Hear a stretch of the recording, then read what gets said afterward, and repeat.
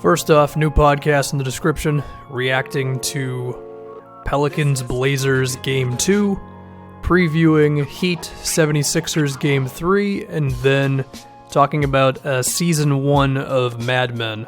So yeah, now we talk about the Wizards, a team that I seem to end up talking about every few months because they fascinate me. Maybe because I'm such a big fan of John Wall and Bradley Beal. And I don't want to focus on this particular playoff series too much against the Raptors, where they're currently getting sauced, as they just got blown out last night. I think they made it at least relatively interesting for a little bit in the fourth quarter, but it didn't really matter in the end. Are the Wizards just stuck?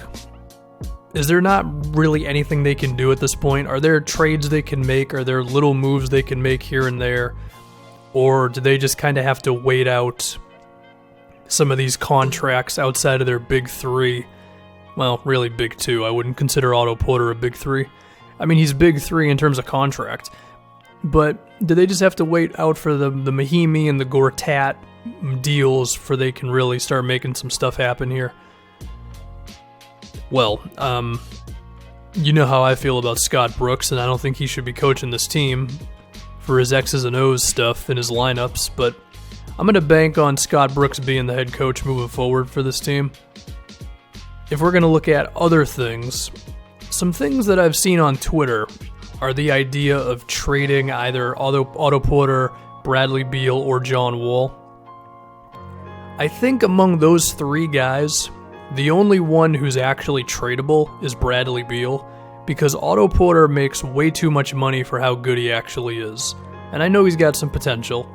And I did mention him actually in the potential future stars video I made, but that's being hopeful. You know, if we're going to be more realistic, Otto Porter might just be a 17-point guy, which is fine, but for over $20 million a season, where nobody has cap space anymore, it's not really the best thing. And then John Wall has this mega contract that isn't up until 2023, where he's making over $40 million a season for the last 3 years of that thing. There's no way in hell you're trading that contract. But Bradley Beal's actually tradable, because given how good he is and how good I think he can be, which is one of the best scorers in the NBA, getting paid right now $23 million and by the end of his contract $28 million, could still be a little bit of an overpay, but it's way less of one than like Otto Porter's is. But I don't think you trade Bradley Beal because you need his offense. And I understand this Wizards team has problems defensively and culture-wise, but you don't trade a 24-year-old shooting guard who can drop 35 points at any given night, you know what I mean? So they've definitely got their work cut out for them when it comes to improving this team. And before I start talking about potential trades, we look at some of the younger guys on this team.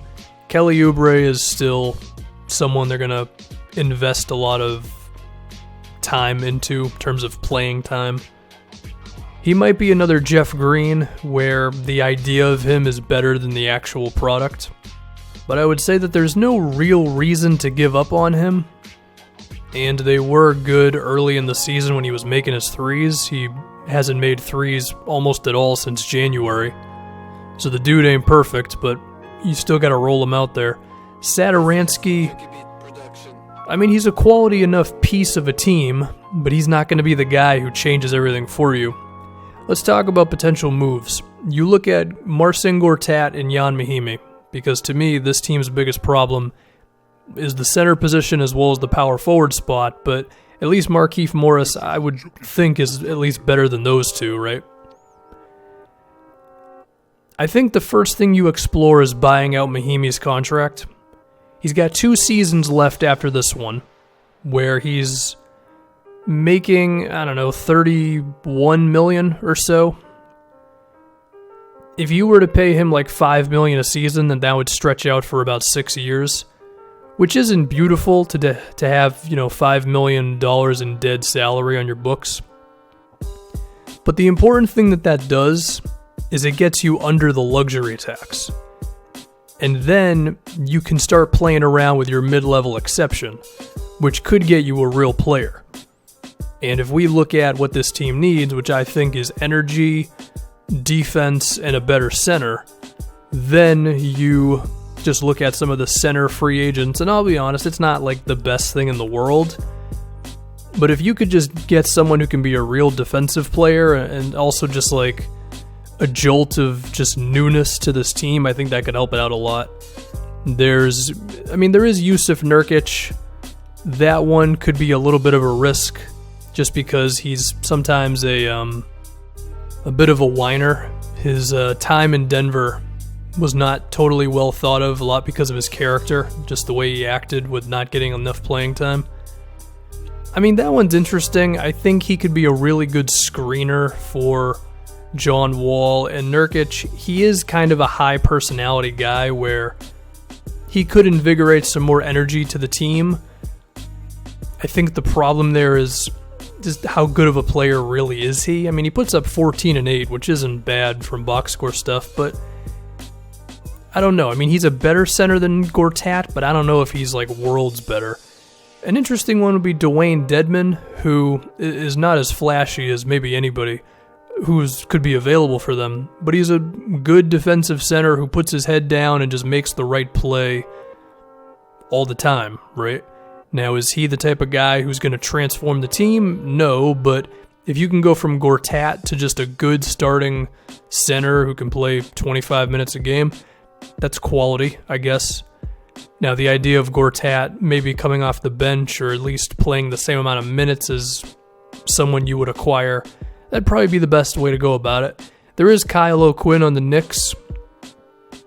Offensively, probably the worst option among all these guys here, but maybe the best defender overall, definitely the most physical. If Dwayne Dedmon may be a bit more of a better like pick and roll defender and all that. You know what would have really helped the Wizards? If Al Horford decided to sign there a couple years ago and not to the Celtics, because that's exactly what they need, is they need a good defensive center who can also add an extra layer of offense to them, but unfortunately they have what they have. Now, another thing we can think about is trades, right? Here's the thing, Gortat, while he's not that great and he's pretty old at this point, he is on a 1-year contract. Well, once this playoff series is concluded and they've lost to the Raptors, you could explore the idea of moving him, because even if Gortat's not that great, if he's an expiring, then someone could take him on, right? And the guy that you would have to get back would be someone who's on a longer contract. So it wouldn't be the best for you in terms of your salary, but if the guy you're getting back is legit, then that could do something for you. Now, it would have to be the perfect situation where the other team just doesn't use the guy, but you think you could use him. The name that I thought of, and unfortunately this doesn't work because he's also on an expiring, is Kenneth Faried. Like, if Kenneth Faried had one more year left on his deal, the Nuggets would do that, because then you could... Well, they could just get a shorter contract, and the Wizards could get someone in Faried who's really high energy, who, even if he's not the most natural center in the world, he's probably better than Gortat at this point, you know? But their contracts are on the same length, so I don't know if that'll happen. There might not be a point to do it, you know? Now, you could also just try out Nerlens Noel. It might be worth an effort for you. He's not going to cost much in free agency, if I can go back to free agency ideas for a moment. And if he's able to be himself, which I've said that too many damn times at this point, then that would be great, because his defensive potential is still pretty damn high.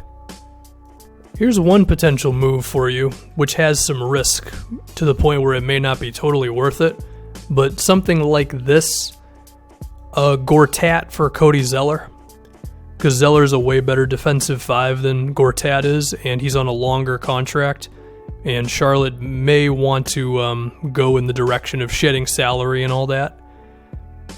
The problem here is that Zeller's contract is kind of lengthy. It's up after 2021.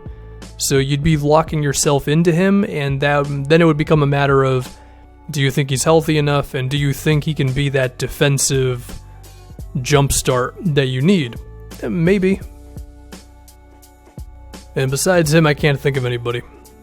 That's kind of about it, man. Because once again, I don't think you can trade any of those big contracts. And the only one that you could move is Bradley Beal, which you should not move. The Wizards are definitely in for it. You know what would actually help, and neither one of these will happen, but if Jason Smith and Jody Meeks declined their player options, that would actually be huge, because then you could get under the luxury tax without even buying out Mahimi. But that's probably not going to happen. Whatever. I'm done, because this team doesn't have a whole lot of options, but they have a few things that they could use that could help them out. So that's going to do it. Once again, new podcast. Blazers Pelicans, Sixers Heat, Mad Men Season 1. And that's it.